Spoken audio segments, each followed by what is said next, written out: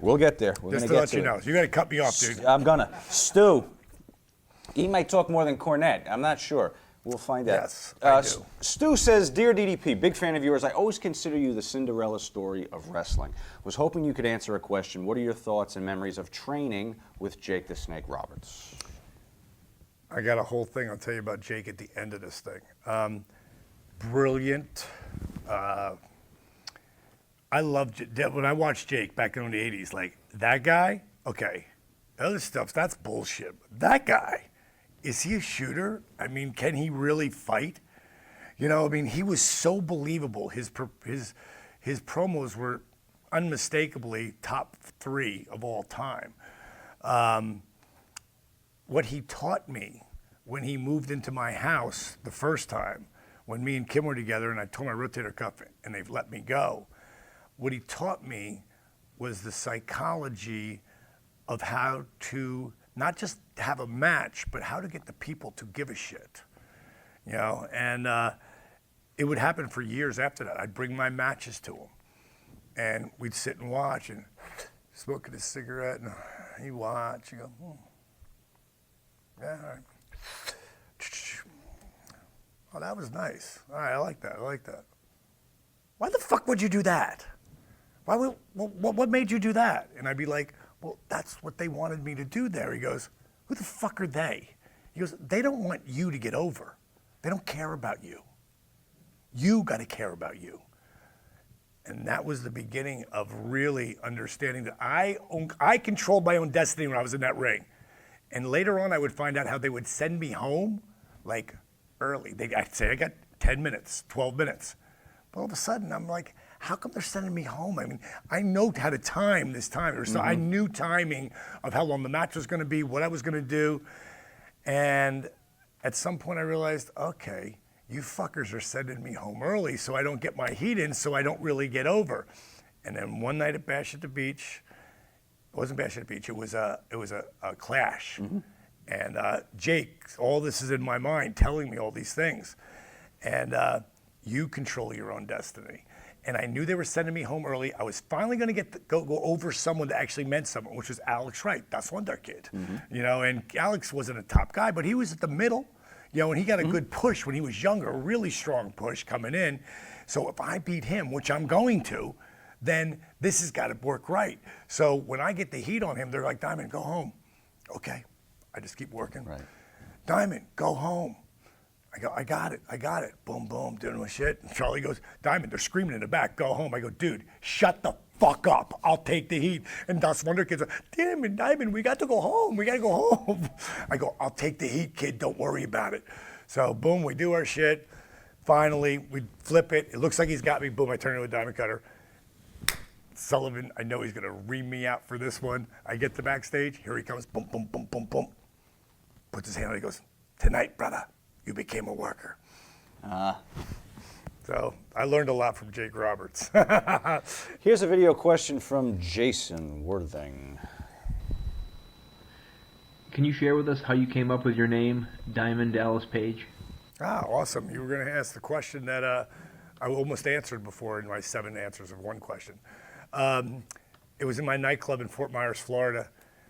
And I was watching Girls Just Want to Have Fun, Cyndi Lauper. It was the end of the night. I'm collecting all the money from the club. We had like 11 bartenders. And you know, after the main guys, we go back to the back, and then we drink back there. We already been drinking all night anyway. And I'm watching that video. I'm like, fuck. I go, I should have been part of that rock and wrestling thing. And I walked to the back room, and Smokey, who's my head bartender, came walking back. He goes, Paige J. Because no one knew me as Dallas. Right. Paige Joseph Falkenberg is my real name, which many people know, but it's not anymore because I changed it to Dallas Page. Because who knows who the fuck Paige Joseph Falkenberg, except for people from Point Pleasant and smart marks who think they know. But so he's like, what's this you and wrestling thing? I said, well, I tried it when I was a kid, when I was like 22. Seriously, what's your name? I go, well, I was a big, handsome Jimmy Valiant fan, so I was Handsome Dallas Page. He goes, whew, you can forget about that gimmick now. Everybody started laughing. We started drinking. And it just hit me. I go, I'm just sitting there drinking and talking shit, and I just started thinking about that, you know, and it just got in my brain. I said, what about Diamond Dallas Page? He was like, oh, yeah, well, why Diamond? I go, well, Diamond's my birth sign. And DDP, man, I can already hear him chanting DDP. I can hear it. You know, whoo, shot, drink some more. And I'm like, Jimmy Hart's got the Hart Foundation. I'm too old to be a wrestler. I was 31 at the time. It's like, what if I had like the Diamond Exchange? Oh, yeah, write that down. And then I was, you know, a few more shots, and we're I was drinking. going to say, you can credit what, Jack Daniels? For the No, name actually, DDP? Goldschlager was at Goldschlager. that time. Oh, This that is was the the- 80s. that's okay. It's the 80s. And then I say, Did you buy that gimmick with the, was it really flecks really of gold in yes. there? Really? Yeah. That Yeah, was legit? Yeah, it was legit. I don't know what the fuck we were doing drinking that, but we were.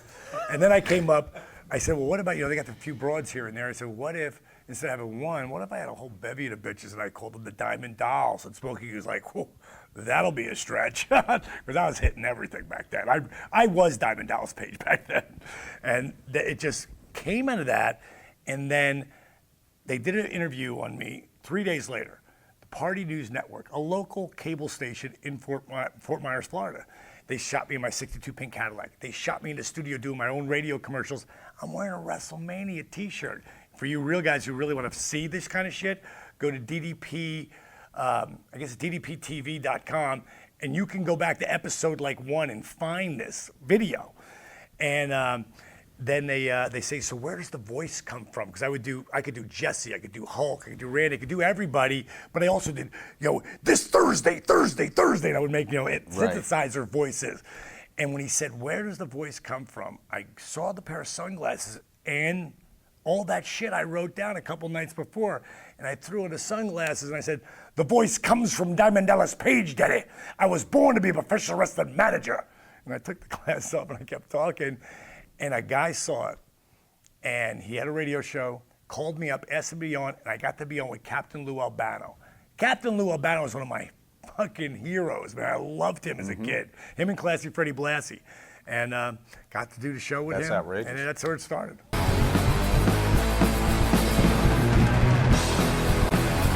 Gossip is the next chapter. Gossip. Let's check out this video. CJC would like to know what? Yo, it's me, it's CJC. And this question is for Mr. Bang DDP. I read in a book, and I'd like for you to kind of explain a little bit more about a cookie incident when you were in a hotel room with Mankind, and I think it was Steve Austin as well, when they tried to make you crack. Now, Mankind did explain that more in his book, but I was curious what other pranks they may have pulled at you on the road. Thanks, and I appreciate it.